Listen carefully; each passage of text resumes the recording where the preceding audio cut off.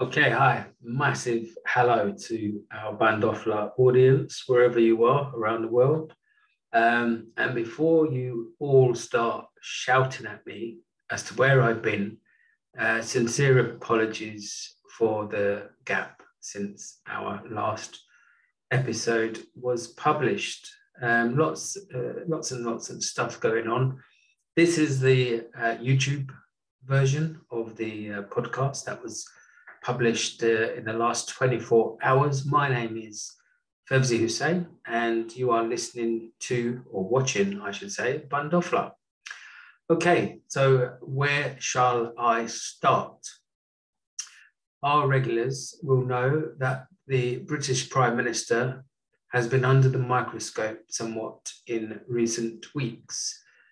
And despite an awful prime ministerial performance, Boris Johnson has somehow managed to maintain a healthy lead in the polls that have been done with the public, which until recently has had him well ahead of Sir Keir Starmer.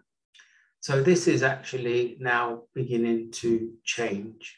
And the man who has gone from one COVID disaster to another, and just seen his party lose a North Shropshire by-election where the Conservatives threw a 24,000 majority to give power to the Liberal Democrat candidate. Boris Johnson is now precariously close to losing his status as the Prime Minister of the United Kingdom. Even Lord Frost resigned this week. So maybe the time is right for Boris to come out of the fridge.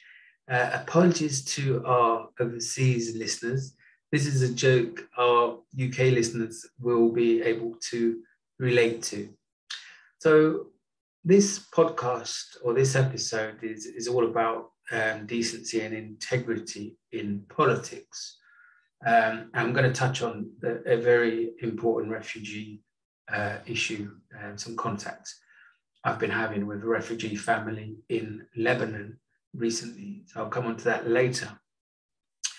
But growing up, it would have been easy to associate being an MP with being a person of the utmost decency and integrity. It went with the territory.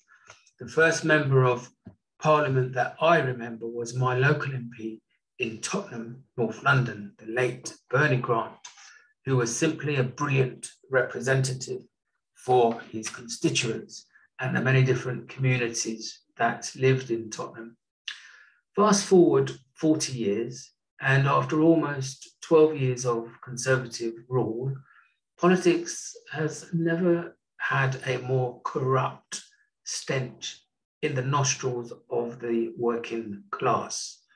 Who would have believed that 150,000 deaths, many linked to poor government decisions, would be so acceptable in parts of society? It's shocking, it's appalling.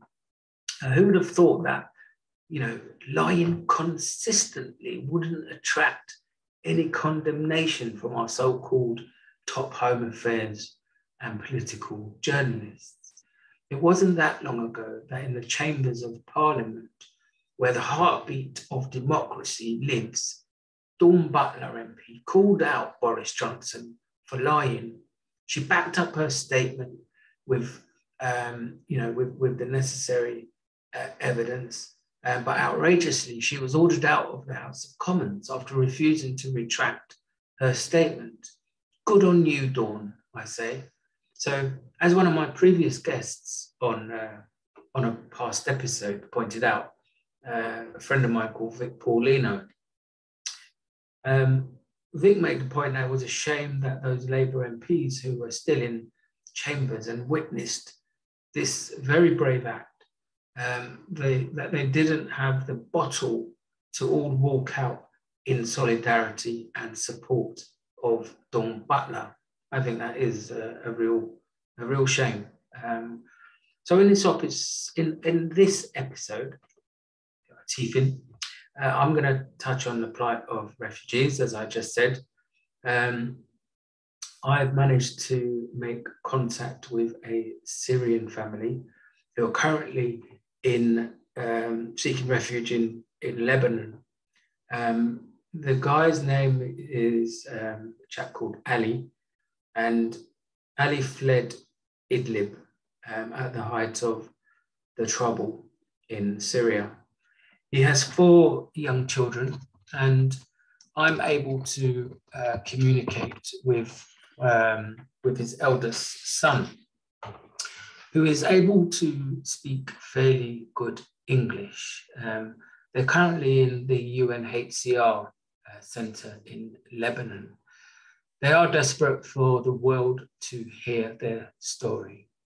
His wife has an injury which he sustained after shrapnel from a bomb blast injured her back when they were leaving Syria.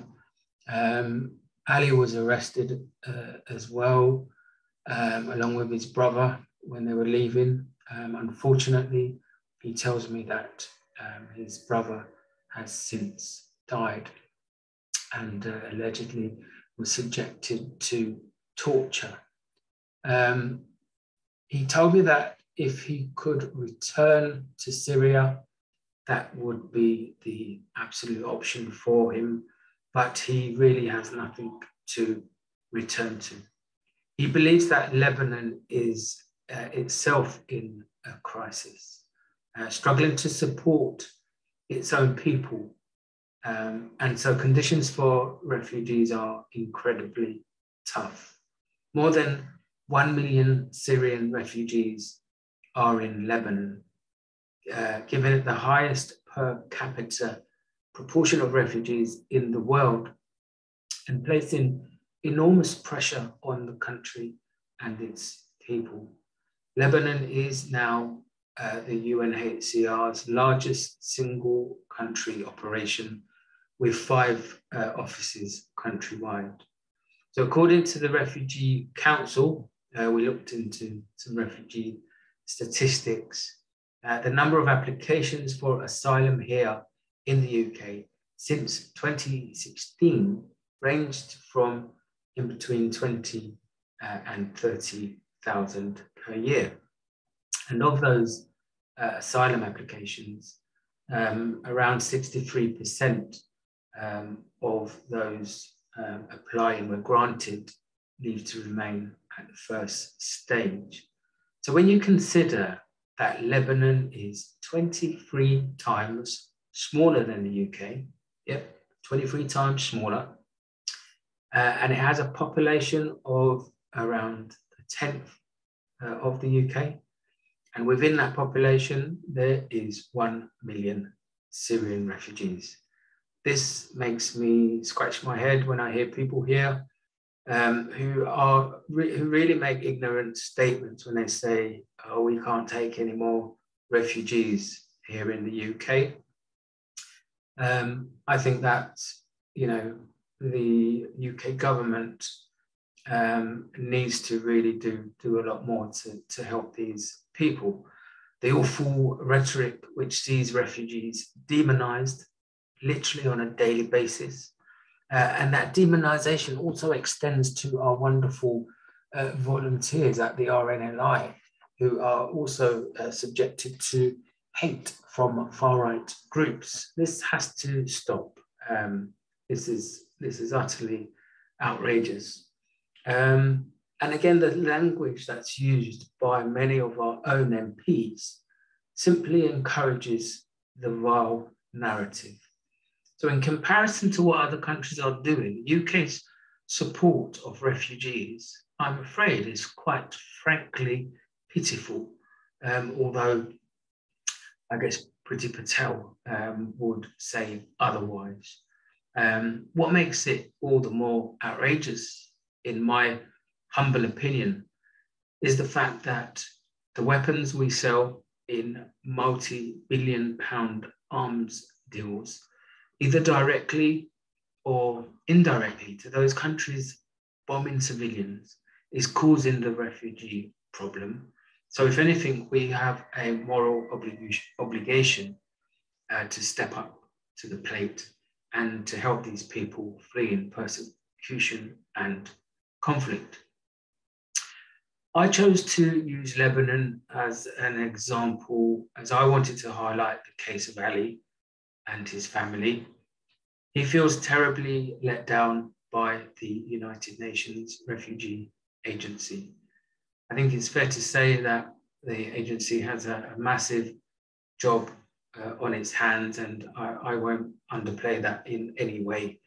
But the truth of the matter is, certainly in terms of this particular family, Ali and his family is desperate to leave Lebanon and to try to get somewhere where he and his family can bring a modicum of respect back to their lives. He even begged me to organize for his 4 children to be adopted so they can have a chance of a better life. This was all done over WhatsApp. And at that moment, even speaking about it now, it was very emotional. My eyes welled up when we were having that communication. Obviously, Ali wouldn't have been aware of that. I don't think we can ever even begin to appreciate the desperation in play here. The UN Refugee Agency will be absolutely aware just how desperate conditions are at their refugee center in Lebanon. I'd like to put a request out to everyone watching this. I'd like to urge all of our Bandofla listeners, our followers, and even if you're not a follower, if you're watching this short video, if you are on Twitter, please tweet at refugees, which is the UNHCR Twitter handle, and urge them to help these refugees regain some dignity in their lives. If this podcast could in some way be a gateway for change for these refugees, that would be the most amazing thing we can collectively do. So this episode is being recorded after a few hours after the podcast, as I said. And I do have an update on our refugee brothers and sisters, specifically around Ali. This is very difficult, even more so than the conversation about his children. Financially, there would appear to be destitution and desperation, so much so that Ali is now planning, actively considering selling one of his kidneys to raise much needed money that he can use to support his family. This seems to be the reality for many refugees who are in such incredibly desperate situations.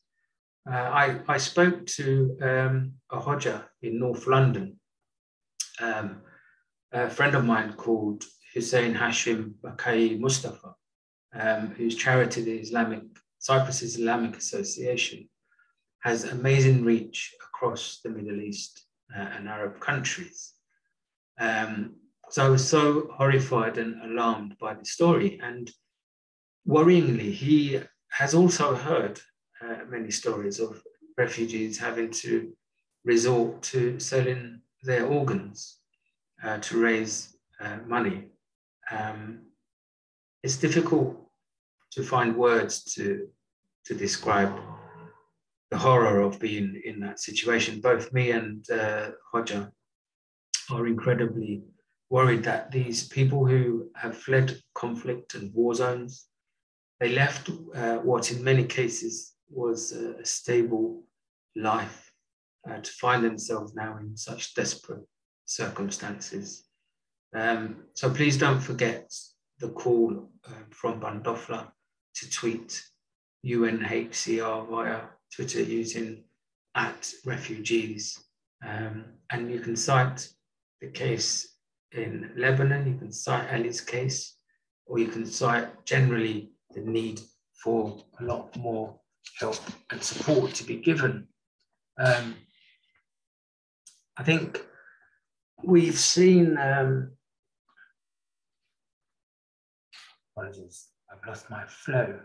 Going back to the situation here in the UK now, I want to touch on COVID because we are in a new kind of crisis area.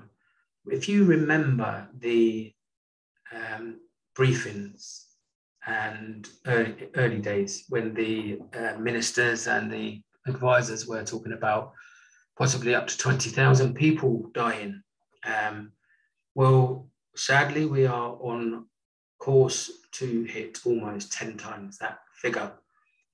Now with the Omicron variant, we are hitting around 90,000 new Omicron and Delta cases a day. On top of this, the scandal of the Christmas party back in 2020, which took a while to hit the media. I think this has caused the most damage to Boris Johnson. We all know loved ones who unfortunately are not with us now, or loved ones who suffered through COVID. But a lot of us cancelled Christmas last year. It was the right thing to do, only to learn that Conservative MPs, ministers, were pretty much lashing it up, having parties in 10 Downing Street. It's obvious none of these MPs were even going to say anything, to be honest. And they're only kind of saying what they're saying now because the story broke and the pictures are being leaked. So it really shows how contemptuous they are of the British public. I can't really put it more clearly than that. So in other news, on the international front, socialism has a new voice and a new leader in Chile. The country has just gone to the polls and the winner of the election has been confirmed as Gabriel Boric. Gabriel is only 35 years of age, and he's one of the youngest heads of states in the world. And I understand Gabriel is also heavily tattooed. For those of you who are into tattoos, I am. So Mr. Boric has pledged to hike taxes, presumably on the more richer people, and to dismantle a private pension system in what is Latin America's richest nation. The reaction of America will be very interesting to see, but I sincerely hope Gabriel Boric is given a chance to deliver his political platform and pledges for the people of Chile. Moving up a continent or two into North America, it witnessed a ferocious climate episode with several tornadoes hitting Kentucky. Bandofla's thoughts and prayers go out to all those affected in Illinois. We understand over 100 Kentuckians are feared dead. It's a really tragic story. And global warming is causing more and more climate devastation. And these tragedies will only become even more frequent if collectively the world doesn't wake up and take decisive action, not just to slow down global warming, but to reverse it. You know, you can't deny global warming isn't happening. If you do, I feel sorry for you. Okay, Bandoflians, I said this is going to be a short show, so I'm going to sign off shortly. It's been great to record this for you. I hope you've enjoyed it. We've touched on some pretty key issues, and I think what I want to leave you with a couple of thoughts. Our listeners will know that we know what Bandofla stands for. We don't do hatred or bigotry of any kind. We stand by the side of the oppressed. We stand for the oppressed. And often in the face of intimidation, we stand firm on our principles. When Bandofla interviewed Mozam Beg in our last episode, we found ourselves being trolled. Initially, it was amusing. Yeah, so it is this trolling nonsense is a serious matter. Mozam is an incredible character. He's a former Guantanamo Bay detainee, and he's also a director of outreach for the excellent NGO group Cage. Like I said, he was held in Guantanamo without trial or charge for almost 3 years. He's addressed students at the Oxford Union. I saw that video. It was an absolute masterclass from Mozam. So it was an honor for Bandofla to share a platform with him. The Islamophobic crap that was sent to us, mainly via Twitter, wasn't pleasant, but I guess our message is getting through, and we are all about awareness and education. And as I say, and many of my friends also say, peace and love will always win the day. So Bandofla can be followed on Twitter at _Bandofla, that's BANDOFLA. And you can email us at podcastbandofla@gmail.com. Feel free to share our podcasts with your friends, more the merrier. All likes and shares are totally appreciated. I'll leave you with this final message, and it's a message for Ali, the Syrian refugee who will be listening to this episode. I think he was struggling to download Anchor and Spotify. So hopefully he will have a chance to see this on YouTube. He's praying that his family gets a chance to start their lives again after everything was lost in Idlib. Ali, please know that people around the world do know what is going on, and they do want to help.